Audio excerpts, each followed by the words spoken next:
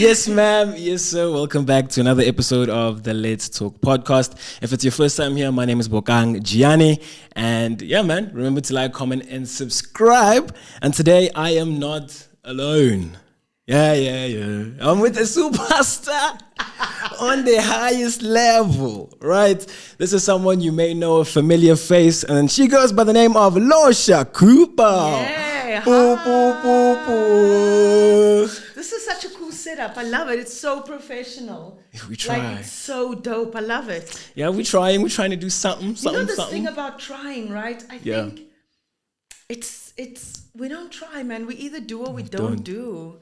Like this thing of trying leaves room for failure, you know? Yeah. And I think your generation, like more so, the courage that you have to take things on is unreal.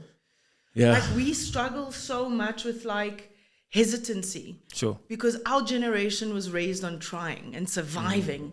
Your generation is, I think, raised on, like, if I want it, I just got to figure out how to do it. Yeah. Because you have access, right? There's not these millions of things stopping you other than you because your access is global. 100%. Whereas I think with my generation, maybe like even like people in their 30s, no, not so much. I think people in my generation and our parents, like there were such limitations, you know? 100%. And I look at this generation now and I look at my kids and I'm like, the world is literally your oyster. Yeah. The meaning in that is literal now. It's not this, oh yeah, if I do this and this and if I'm really lucky and I get the gap. No, you create your gap, you know? And that comes with its pros and cons too. Yeah. It comes with like, you guys have so much information that there's a run, like a chase all the time to experience the information. So sometimes you're left unfulfilled. You know, like you have this information, but not the experience of it. Yeah. Which is daunting. We got to learn life by experiencing life. You know, you're learning life via information and then have to plug in the information to have the experience. Yeah. And again, it's like everything comes with its pros and cons. So I think, well done, firstly. I've known you since you were, geez, how old do you think? Like maybe 12? 10. 10. 10. How? When I'm 35, guys. That's crazy. That's, it's been a while. That's nuts to me. Because I look at it and I think, you know, I look at young people who are either I taught through dance or who I mentored or whatever the case may be. And there are people getting married, having kids now, and it's a reality check, you know? Yeah. Honestly, it's a reality check. And I'm always like, what do you represent in the space where they've evolved and they've grown into adults now, you know? 100%. It really asks of you to also evolve and change and grow with them. Yeah. As they mirror you, you know? Yeah. And that's why I'm always so big on, like, I don't like being called a teacher or a coach or a mentor. Like, I'm that as much as I'm the student, you know? Sure. So, like, walking in here today, I'm super proud. I'm like, look what you did. This is so dope. And then at the same time, I'm like, this inspires me because someone's in physicality displaying a level of courage and a level of, like, follow through, which is so important. No, it is. And it hasn't been easy. I mean, No, still of course. not. But nothing I great enjoy if it it is. Yeah, Yeah. exactly. So I'm excited for the journey. Have always been. I mean, you're always reworking how it looks. Because I was telling even some people who've been helping that I can't commit to posting every week. Right. So rather let's scale down and focus, then also not do anything. Yes. And then we build slowly like that. Because Right. sometimes I feel like we have this goal in mind as people, but then as we pursue, we're afraid to kind of like take not our standards, but like slow it down so that we can get to the goal. Right. And I think like life is a marathon. So if I need to slow it down so that I can finish the race, rather let me do that than just finish. Right. Yeah. Because how do you want to finish, right? Exactly. Like everyone can finish, but how do you want to finish? Yeah. So that's so profound because I think we all go, quality versus quantity. Which one's better? Again, it's a preference. 100%. You know, like neither is either wrong. No, it's wrong according to what aligns with us individually. I think so often like we're so quick to judge if someone else's methodology or journey isn't ours. we need to take a step back and observe, like maybe our attachment to quality also slows us down so much that we never get it out, or perhaps their level of speed doesn't allow them to tap into what could have been there, the treasure. So I always think it's about the balance. We're so righteous as people that we think our way is the way. There is no the way. There's the way that works in alignment with you. I think for me, my greatest failure would be if I stayed exactly the same person from beginning to end. And it's not a fear. It used to be a fear to stagnate. I don't think it's a fear now. I'm just passionate about evolving, growing, seeing the world from different perspectives, from different eye views, 100%. And so for me, I feel like that allows me to appreciate everything, not just the things that I agree with. We're quick to, I always say to people, recently I heard a thing via someone. There was a picture of myself and someone else, and an industry colleague picked it up, and they were like, yo, you got to be careful. This person spoke so much crap about you. Interesting. 10 years ago, 5 years ago, maybe even, it would have upset me, right? Now I'm just like, okay, well, that's their stuff, I think people always think they can do a thing better. I think people always think that when they talk someone else down, it makes them seem better. No, it's just a clear indication of your low frequency. And I can't be bothered with your low frequency. So even though I have that information, when I see you, I'm respectful because I respect myself. I treat you with dignity because I treat myself that way. What you do when I'm not there, I have no control over, but I do have control over who I am, and I'll be damned if I allow you to in any way affect my energetic space. I work on that. I work with that. I work so that I'm aligned in a way that makes me proud at night. When I put my head down on the pillow, I want to know that I rocked it for me. So there's no amount of criticism or opinion that you can have about me that will disrupt that. And if it does, I know that I need to do the work, because no one can make you anything but a cup of tea. Jeez. No one. Yeah. You have absolute control over that. And sure, there are times in our lives, I think, that we go through some really heavy stuff that's heartbreaking. Yeah. And that's the ebb and flow of life, right? However, I've also learned that when I'm in that, in the low of the valley, in the bottom of the valley, how do I want to experience that? Because it's not dictated to that it has to be completely dark and heavy. It can be difficult. It can be challenging. I can still be good. I love that. And I'm going to dive into more of that now. I just want to do a bit of an icebreaker, right? So that the people can get to know you. Gosh. And I'm not opposed to that. Because we're here for that. But first question is, what's your favorite food? Wow, I'd have to say mkhodu dumpling, pizza. Yeah, those are my two favorites. Like on any day. And the way that I judge that is by, like, if I'm not having such a great day, what am I drawn to? Did that light just go on? Yeah, it did. It did, right? Yeah, it's flicking. Yeah. Or in the club. Yeah, that's how I determine that. Definitely pizza, mkhodu dumpling. That's my thing. 100%. And then what's the color of your toothbrush? Oh, at the moment, so I change toothbrushes once a month. Oh, like every month. Yeah, every first of the month, I change toothbrushes. That's really interesting. So at the moment, it is white. It's one of those ones. Yeah. But the disposable ones, so I buy them. Oh. Yeah. Because I also don't like changing the batteries in the hair and just so it's white, and then it's got a blue little strip and green. Okay, that's very specific. Shout out. Yeah. And especially for someone who changes it so frequently. Yeah. Because I know we were taught 3 months at least. I know a lot of people get taught that. I don't know. But some people, it's 6 months. I mean, it gets scary. If I stuck to all the rules, I'd be a sheep, right? Yeah. So, I mean, I brush my teeth now with my left hand too. Apparently, that's good for the neuroplasticity in the brain. Interesting. Like to create workings on both sides of the brain. They say make small changes. So that's something I've done. Yeah, I brushed That's with actually my interesting, left hand. yeah. It's very, do go read up on it. All right. Yeah. No, we'll do. And then Yeah. the last question for the icebreaker is, why are you here?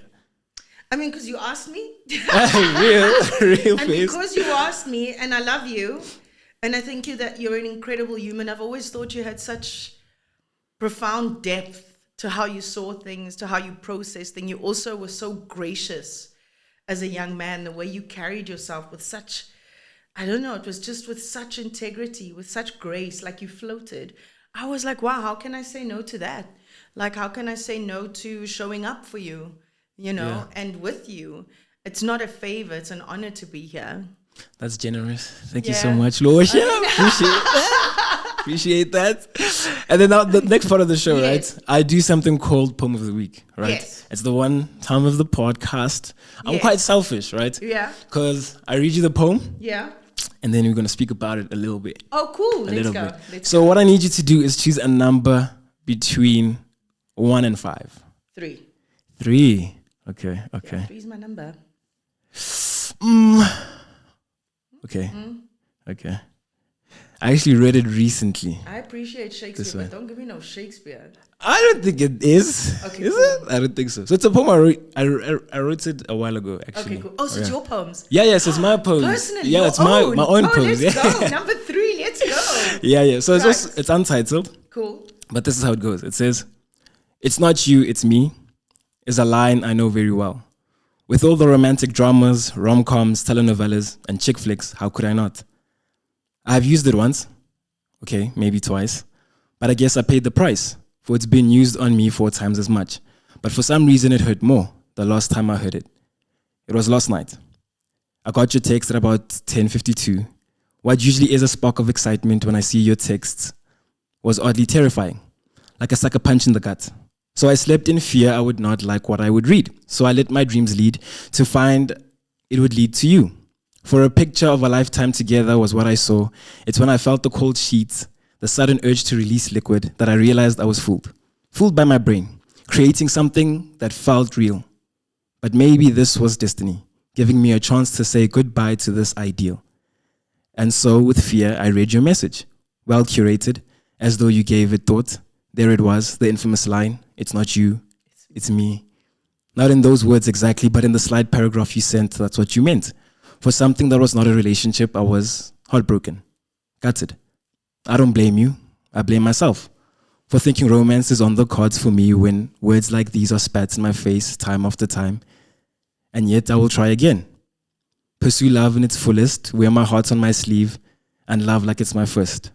But now with anticipation to hear the infamous line, "It's not you, it's me." Yeah. That's beautiful. That's is this a true story? It really is. It is. How's your heart? Lorcia, How's let your me actually heart? tell you something. I want to scream. Because so what had happened was, we actually went on a date earlier this year, right? But then she obviously schools in the Northwest at Porch, at NWU. Right. So she said that obviously she's not ready for a relationship for whatever reason. And ideally, obviously, that's where the "it's not you, it's me" kind of thing. And she said she wanted to work on herself. Right. Cool. Not me last week scrolling on Instagram and on her story, she's actually in a relationship now. So I think that even solidified that whole "it's not you, it's me" thing. It's not me. Yeah. Not you, it's me. Yeah. In this perspective, like it's not you, it's me. Yeah. Right. Instead of the other way around. So that's how it felt like. So I was like, oh damn, that's actually quite heartbreaking, man. Because it was you. Yeah. Yeah. Yeah. Yeah. I'm sorry. So, yeah, I'm sorry that that's what you had to experience, I'm not sorry that the experience will be invaluable if that's what you choose. Yeah. Like, it's such an easy cop-out to say, oh, it's me, so that you don't hurt the other person. But I feel personally that's hella cowardly. Yeah. I feel it's okay to say to someone with love and respect, like, listen, you're a great person. Like, I really like you and I think you're cool. Just, I don't think we vibe in that way. Or I don't feel like I have romantic feelings in that way. And maybe at the time they weren't ready for a relationship, and when someone else came along, they were ready, and that type of person, the type of person they with, ignited that in them. Sometimes you're just not the one that will do that for someone. So as much as I feel like a lot of people hide behind it's me, it's not you, I also think a lot of people use it as a scapegoat to not be honest about that you're not the person. I think we let people off the hook easily. We don't, because we leave people wondering all the time about why it wasn't them. Yeah. And I'm sure you experienced that too, right? Wondering like, well, what is it about that person that you did like and about me that you didn't? Because then what can I change? You know? Yeah. And if someone just said to you, yo, I don't feel like the chemistry for romance was there, but I felt like we were great mates. We can understand that, you know? But I think it's more about like when someone says, it's me, it's not you. I always want to know, well, what about you? Like, afford me that, because I'd like to know that, so that whatever it is that transpires after this, I have some peace of mind, you know? I think people say, oh, it's me and it's not you, so that we can quickly absolve from having a conversation about it. Yeah. I think we consider people's feelings, but our lack of information towards them is a clear indication of how we feel about them, which is not that much. Yeah, 100%. So yeah, it's unfortunate. I mean, I haven't been like you with romance. No, it's fortunate. Someone who couldn't afford you that doesn't deserve you. They deserve something else. I'm not saying that they deserve less or more. Yeah. Doesn't deserve you. Finished. Yeah. And as hard as that is to stomach, you know, I often say that we always tell people like, yeah, just move on. How? We're always instructing people on what to do without telling them how. Yeah.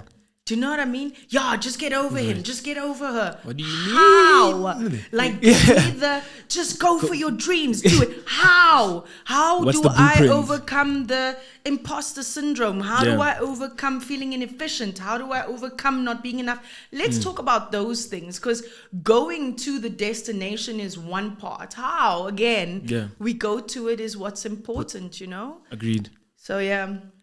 Yeah, so you're back dating again, or you're like completely... No, I mean, I haven't really been. I mean, I've only been in one relationship, right? Really? Yeah, like wow. my whole life. Really? Yeah. That's amazing. So I think I've just been... And when I say amazing, not, you know, not to say that people who have been in a million, that's not amazing.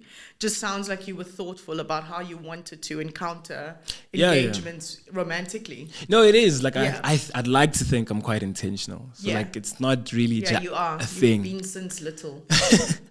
We try. You have always been. So I think even going, like, into romance, you know, you want to have that. But I think I'm also quite straightforward. So, like, but from the moment I start pursuing you, you'll know that you're in now. I'm about you. Like, it's when's your birthday? You and second kiss. August the 16th. What is that? It's Leo. Leo, yeah. The lion. Yeah. So yeah, that's that. So I think like what you're saying now, even about affording me the just the decency. Yeah, to say what the issue is. Yeah. I think that's really, and that's what I've been telling my mates. It's like, bro, I don't have a problem with people saying it's not working, but what is that? If it's me really, then it's okay. That but let me own that. Yeah. So because wondering's worse than a hurtful answer. 100%. You're always like, what? Like you're lost. You're no. Yeah. So it is frustrating, but even just navigating romance.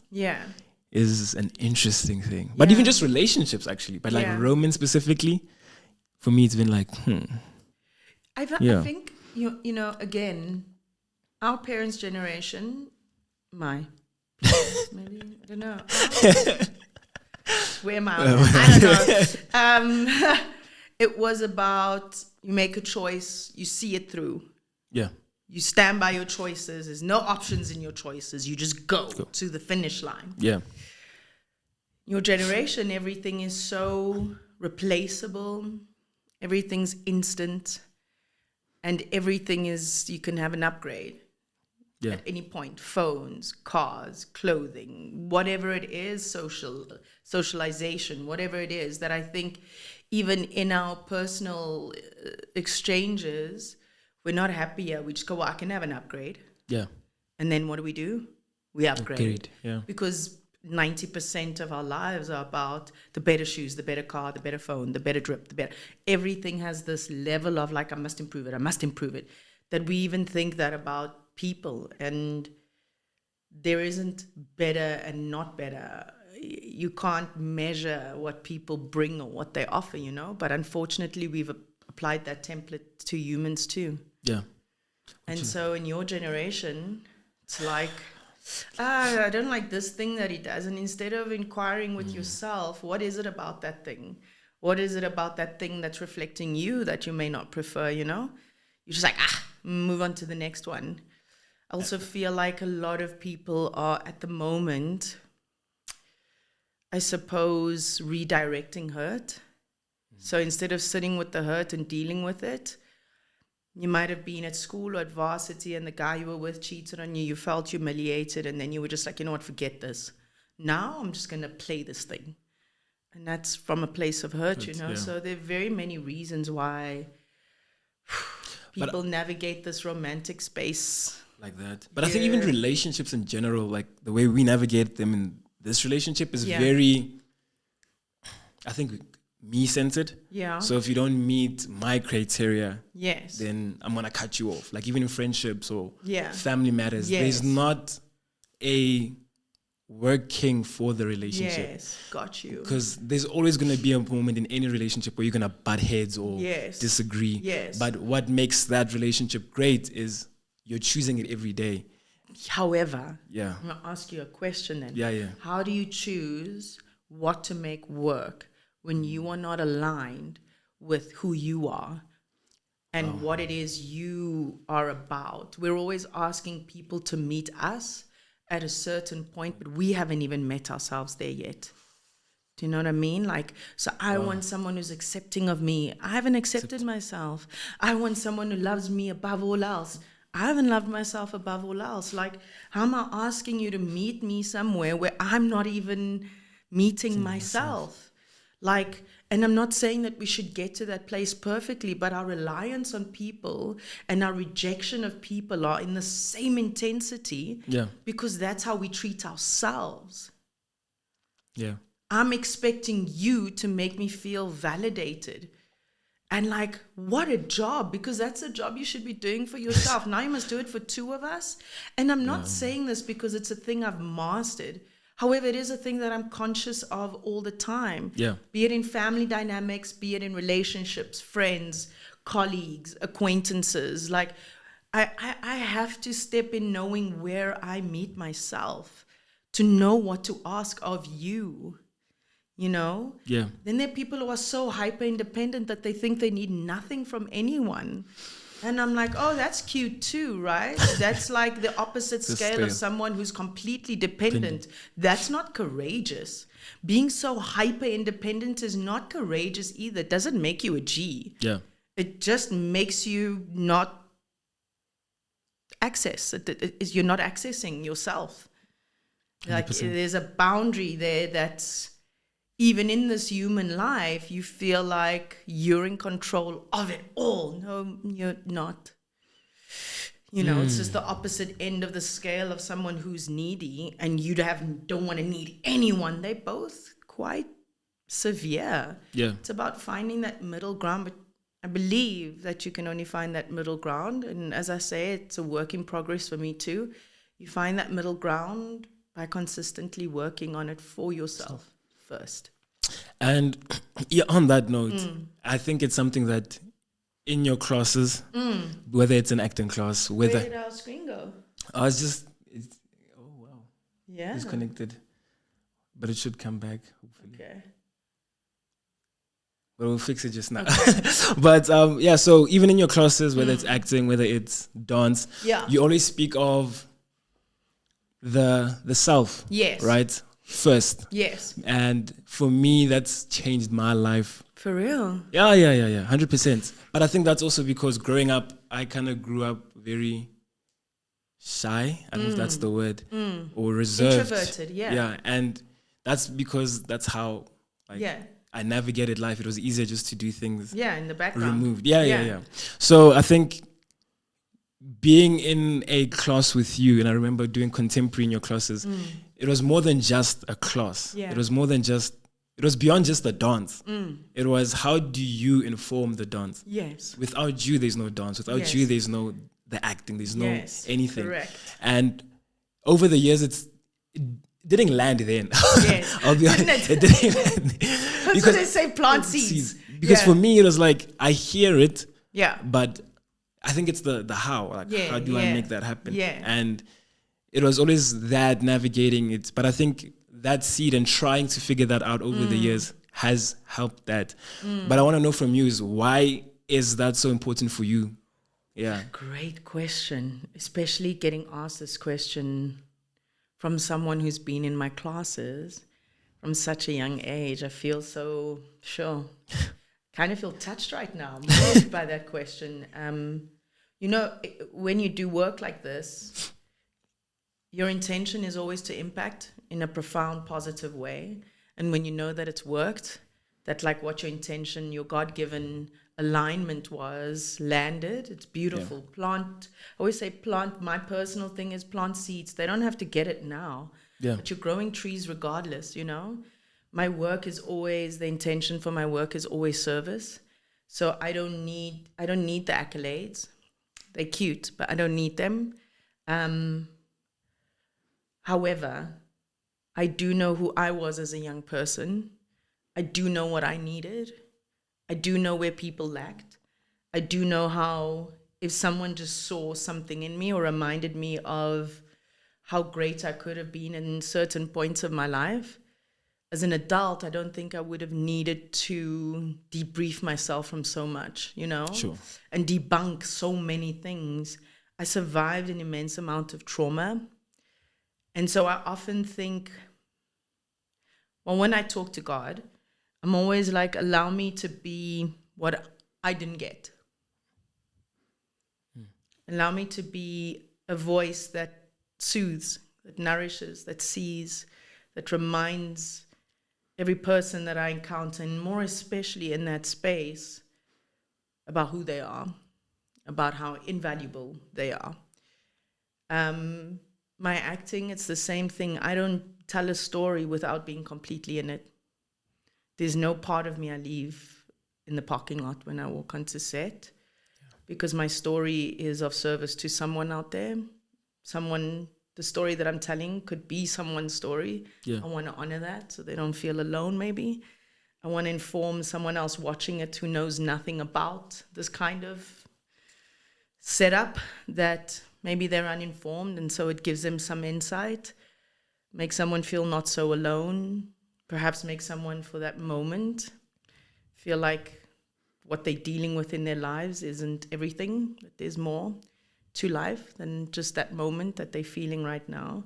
And that's the thing, right? Is like my work, my offering in any of the artistic realms that I hold is how I serve. I know people have different ways of serving. I don't do it religiously, like do the offerings at church or the soup kitchen or the rescue dogs. Or my work is how I serve, which is why I'm so intentional about it. I don't define my work by how well a show does or how many people are watching the show. That's a byproduct of what I've already committed to every single day on set. Like, I stock take every day after I've wrapped, and I check that I've met myself with what my intention was and that I followed through. 100%. I'm very particular about that. Even when I teach, I don't teach dance. Yeah. Woo! Yeah, as you were speaking, I was just also high key, tearing up. I was trying not to. I was like, whoa, hold your composure, babe. Woo, suddenly I'm like, yes. Which one is this one? But I think for me, it's because, and I don't know, like a lot of people that I do speak to, a lot of my close mates know that you have impacted my life that much. Sure.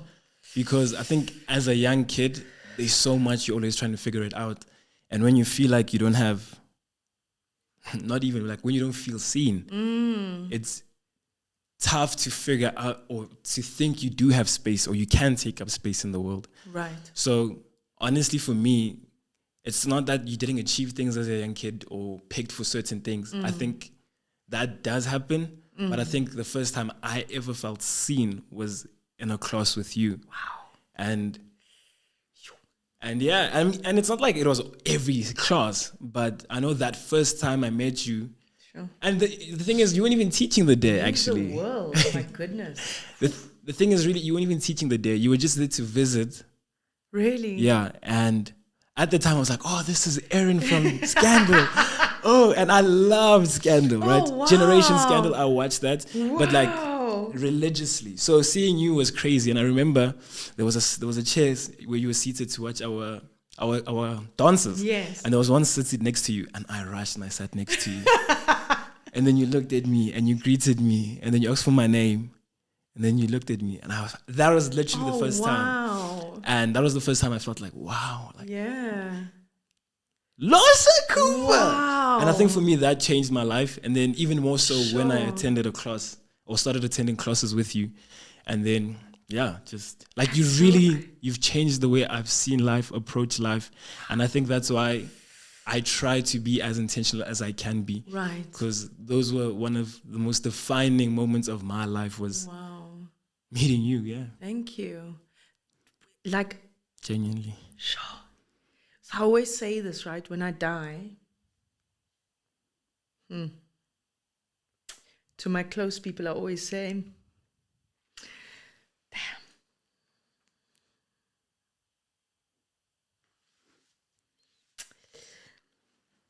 I always say, like, don't talk about my career. People can Google that. Don't talk about she was in this show, she won this, she won that. More especially if I should go before my mom.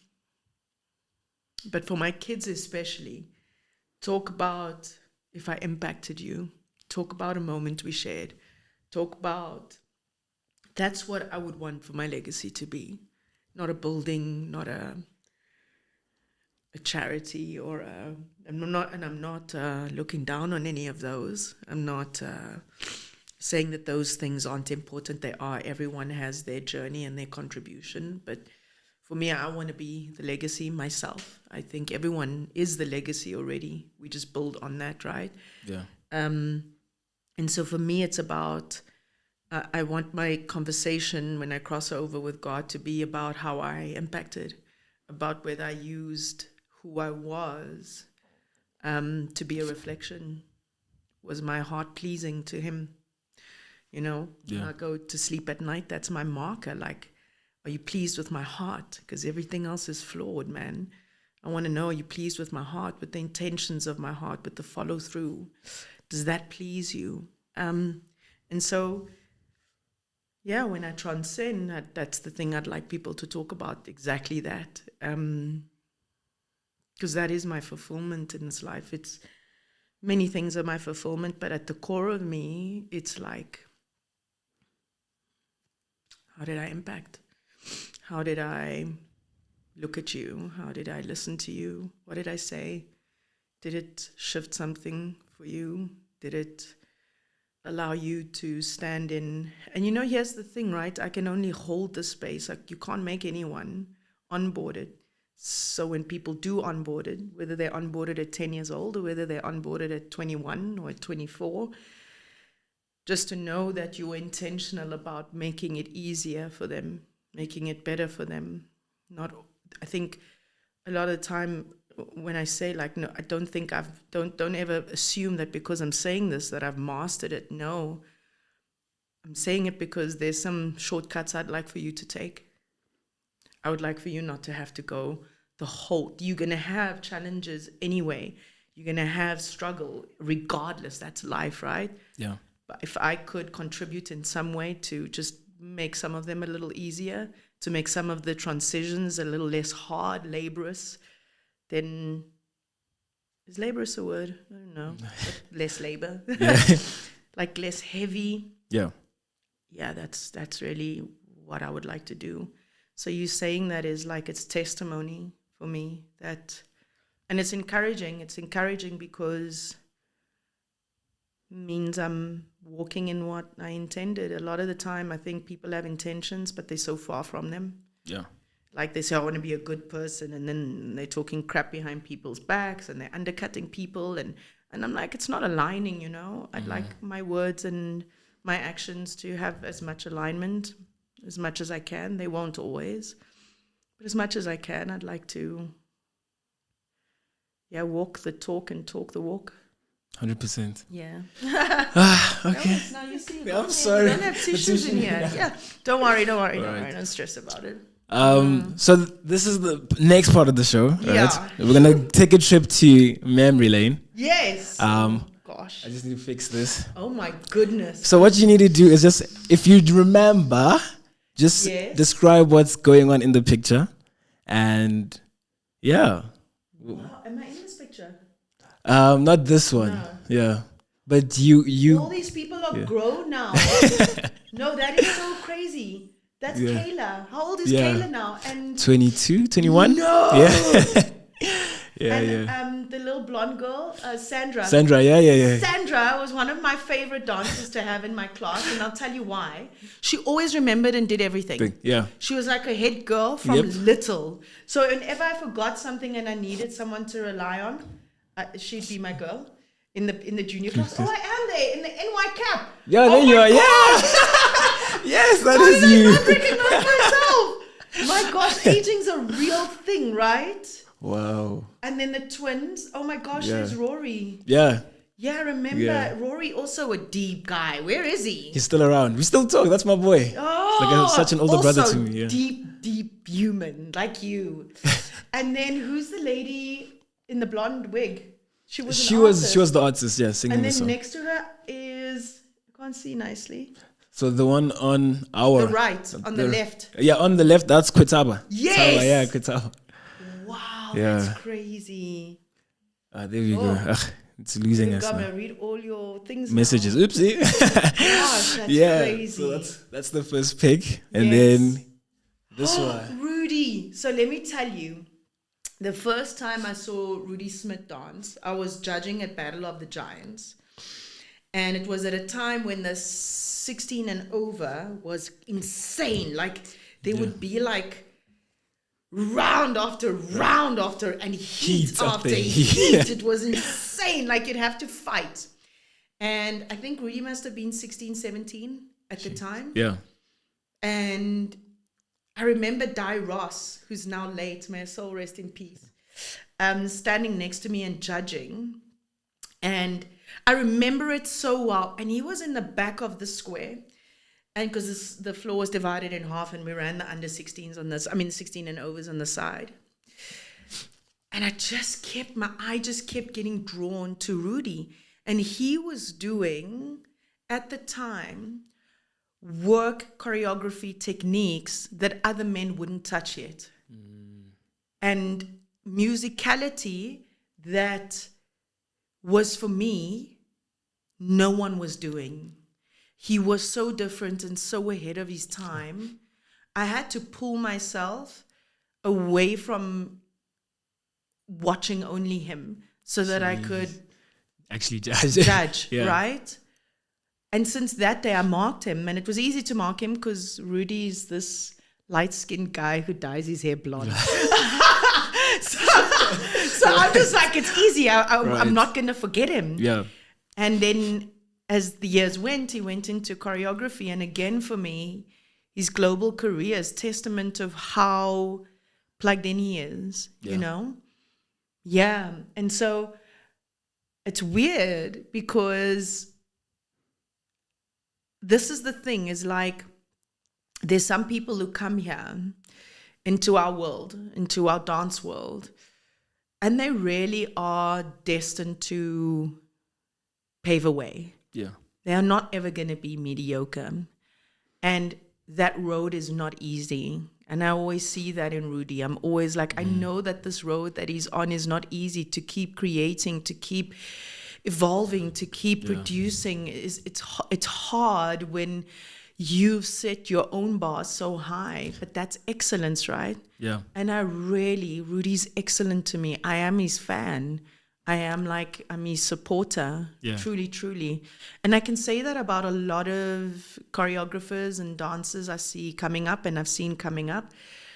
If in the dance world, this is a thing that I've really been pondering about of late as I'm getting older, is I'd like to tell young choreographers and dancers out there, young dancers and choreographers like to say, oh yeah, the older ones need to move out the way. Make space for the new generation. No, bro. Yeah. Like one day you're going to be that generation who a younger generation's going to say to move out the way. Consider how that is for you. Also consider that the generations before you had to pave a way that were a lot harder than what you're experiencing now. Yeah. Like dancers and artists of color had to, navigate this political landscape to be seen. And you're saying they must move out the way? Crazy. Are you for real? The structures that have been set up, the competitive structures, the access to world championships, to international competitions, have all been set up by your elders. How dare you have the audacity to say that legends, people who paved the way, must move out the way? Who are you? Are you serious? I hope, for those who are still on that narrative, I hope one day a dancer who's younger than you will come up and take everything so you can understand it. Because maybe then you'll feel it. I don't wish ill for you, but I think you need to get off your high horse, man. I think you need to keep your ego in check. I respect people who came up before me, and I respect people who are coming up after me. I celebrate them. I'm like, thank God you're so good, because it means something to our industry. Thank God you're choreographing a K-pop video. It means that our dance industry is on the map globally as Africans. Yeah. It's not about you. Who are you? In 10, 20 years from now, it's not going to matter. Get out of your ego. It's like, it frustrates me so much because I see people who are in their 60s, people who are in their 70s, people who are in their 80s being completely disrespected. Are you serious? Like, you're going to be that person too one day. You think you're going to be at the top there the whole time? No. Some kid is already coming up with better musicality, better choreography, better concepts than you've ever even dreamed of having. Allow them to have that and then celebrate them. I'm so over it. I'm so over young people being so self-righteous. I'm just like, consider what your generation before you had to endure for you to have these opportunities. Yeah. You have a syllabus that you can do exams to, and then you can qualify and become a dance teacher anywhere in the world. I mean, come on, who set that up for you? Who set up that you can get foundational training? Come on. I'm so over it. Younger generations, older generations need to be holding hands, man. This is not a thing where we're separate. Yeah. We're not. You are basically standing on structures that were already laid down for you. Wow, how wonderful. You didn't have to build the house from the ground up. You're just fixing tiles on the roof. It's frustrating. No, I'm really passionate about this because I see it all the time.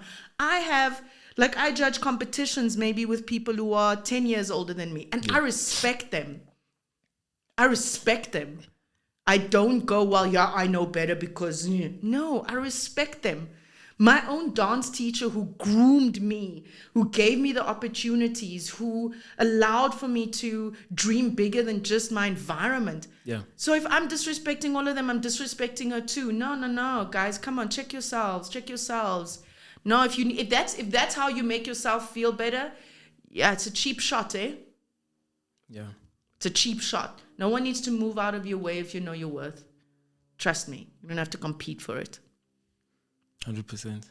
Yeah. Thank you for sharing that. No, I hope that narrative stops, that. man. I feel it's really, I feel it's highly disrespectful. Yeah. And people aren't supposed to all get along.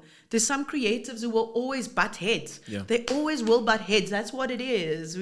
Some days you don't like yourself. How do you expect everyone must like you? Yeah. Right? So I wake up some days, I'm like, who's this person? Like, not everyone's going to get along. Not everyone's going to like each other. But that does not mean that we don't carry ourselves with respect, because that respect is a reflection of who you are. I really struggle. I really, really struggle with that. Like, imagine saying, Somizi must move out the way. For who? Deborah Cousin must move out the way. For who? Adele Black must move out the way. For who? Who are you? Who are you? There's no moving out the way. God's made place for everyone, man. Like, I'm so over that narrative, and it's perpetual. It's like it happens over and over, and I'm just like, ugh. Also, I think for the elders, I think, we must give our credit to our younger generation. Yeah. We must also show them respect. We must also acknowledge their work. We must also acknowledge that they have something, instead of like looking down on them going, they know nothing. No, they don't know nothing. They know a whole lot. What they have access to with regards to information is humongous. I mean, now you can learn routines off the internet. They don't need to go to class. We needed to go to class. I think it's time also that synergy happens from both sides. I do, however, I think the thing that's really, really killing dance, and especially the hip hop genre, is TikTok, man. Yeah. Like, I watch dancing now, and it's like people can do a routine and not be tired. And I'm like, you just danced for a minute and you're not out of breath? That's not a fitness thing. Yeah. That's like you're just dancing on the surface. Like, because that's what TikTok teaches us, right? Yeah. We can just be here. It means not to sweat. Yeah. And I'm like, no. That's not who you are. You're a dancer. Other people are, they're moving. If you want the title of dancer, you've got to break a sweat. Jeez. And then the last picture is this one. Oh my gosh, just look at that. That's one of my favorite pictures. So funny this.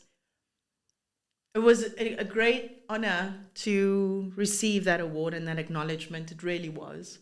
The highlight for me, though, of this moment was having my kids up there, experiencing it from my point of view. Yeah. Seeing the audience applauding, seeing the audience standing to their feet, and the audience are my peers. If your peers second a decision that was made by a body of people, now there's no greater like affirmation in that moment. I think I was one of the first people who took my kids up on stage with me to receive an award. After this, a lot of people started doing it. Yeah, but even my official SAFTA picture that they have is with my kids in it. And as a mom and as a woman, that was a defining moment for me. And so I think we're always, especially for me as a woman, like, how do I make my kids proud? No, how do I make myself proud? It sounds selfish, but there's a level of selfishness that needs to be included so that we always remain who we are and we give from a place that's overflowing rather than from a place of lacking. That was big for me. I wasn't sure if you were allowed to take your kids on stage. I wasn't sure if you're allowed to take your photo with your kids, but I did it because it's what resonated and felt sound to me. So definitely that was a big moment for me. I love that. So, Losh, thank you so much. Unfortunately, is our time up? Yeah, unfortunately. Our time's up so quickly. Unfortunately. Wow. But before I let you go, yes, I have to say something to camera. Even before that. What are you playing? There's a question here. Yes. That the last guest wrote, not knowing who the next guest is. Oh gosh, that's so clever. Honestly, I wish I could take the credit that it's my idea, but it's not. But still, great idea. We borrow from the grades. So, you see? We borrow from the grades. Are they older than you? Oh, yeah. It's Stephen Bartlett, the guy who does Diary Yes, I know Stephen. Yeah. I don't know Stephen, but... So okay, what's this the question? The book. So you're gonna read it because I don't read them. Okay. I find out the same time as the guest. Same time as me. Yeah. Okay, cool. So it's the last question. Right. Who would you like to see succeed in 2025? Wow. Interesting. It's actually quite a good question, and I'll tell you why. Coming into this year, around Feb, I had quite an encounter with God, right? It was when Lent started, around that time. I love all religious things, so whether it's Ramadan, Lent, like all religious. I like to fuse a lot of things together because I'm ominous. I believe that there's good in all in all religions, in all belief systems. I just think we all have different vehicles of how we, align with God. Yeah. That's my belief. It doesn't have to be anybody else's. So this question is interesting because who would I like to have succeed? Everyone. I've learned when I had that encounter with God, I was clearly told, clearly downloaded, why are you just praying for yourself? Wow. Why are you only praying for people you love? Who else is there? Right? So it's like we always asking, always for ourselves. And the most generous thing we can do is to include others, even those we know by name and not by name, and mean it. And pray for it as earnestly as we do for our own things. Yeah. Bless the needy with no heart. But when we saying, please help me in this situation, it's with such heart. Passion, zeal. Yeah. So now it's like my generosity is in how I bring other people before God in my time, in my quiet time too. So who would I like to have succeed in 2025? Everyone. Love that. Yeah. Lorcia, thank you so much for the conversation. Thank you. Really much appreciated. Thank you so much. Before you write your question, this is the time where you look at your camera. Yeah. And then if you want to leave just any words for any person who's watching this conversation right now or listening to this conversation, what would that last nugget be? Right. So I think it's so interesting. 2025 has been a year that started off quite challenging for a lot of people. A lot of people are really, I suppose, challenged with life being so demanding so much of the time and what financial obligations we have that often we just feel like we're running on this hamster wheel and it's feeling like it's too much. I just would like to say, it's okay, you're not alone. Sometimes when you have that day that feels like it overtakes everything about you, remember that tomorrow must come. This too shall pass. A cliched saying, I know, but it really is the truth. If today you can't be in the now because tomorrow is the hope of a better future, then hope for tomorrow. This thing of like live in the now, it's like, or maybe the now feels heavy and it feels difficult and it feels dark. So then cast your eye on the hope of tomorrow. Do that if that's what works for you. Sometimes when we feel like we want to give up or we want to die, it may just be that we want to die of this particular version of ourselves. Not that we want to die. Perhaps just die of this version. So hold on. Your purpose is undeniable. What you brought into this world, no one else can bring. Really stay in truth about that. What you have to offer is invaluable to this world, and there is no energy like yours in this entire universe. So you're important and you are needed. Be blessed, beloved. Lorcia, thanks again. You're welcome. Thank you so much. As we wrap it up, that was a lot with that. I feel like there was so much more to talk about. Like I think we just touched 0.5% of what I actually prepped, but that's okay. We should do this again sometime. Yeah, I just want to say, I think it's always hard to articulate it, but just to people who've impacted my life. But I just want to say thank you. Thank you so much for the role you've played. I always tell people I think I'm a mirage of the people I encounter. Yeah. Because whether good or bad, they inform how I see life. And there's always something to take from that or from them. And you played a huge role in that, especially from my formative years. I'll always say that. And for that, I'm really thankful. Thank you. And thank you for always being generous with and giving me space. No matter how long it's been, no matter what goes on, you always afford me that space, and I'll always be grateful. Thank you, and thank you for being my teacher too. That's generous. No, it's true. Thank you for reflecting things that sometimes I needed to feel, needed to be reminded of. Yeah, it's important that. And I think that's the thing, right? Is like, just because I'm older doesn't mean I don't learn. Like, yeah, how you carry yourself has always been highly inspirational to me. It was such dignity. It's like you're royal. There's something about you that's so dignified. That inspires me every time I see you, every single time. Even in the last dance conference, I looked at you and I was like, right, there we go. There's dignity. Okay, I'm reminded of dignity. Let me plug dignity into what I'm doing. So thank you so much. Appreciate you, Lord. It's time for the question. Listen, my people, thank you so much for tuning in. If you enjoyed this conversation, please don't forget to like, comment, and subscribe. Listen, Chomi, it is going to be another one. We'll check you in the next one. It's been lovely. It's been great. Danko. It's thank you. It's you.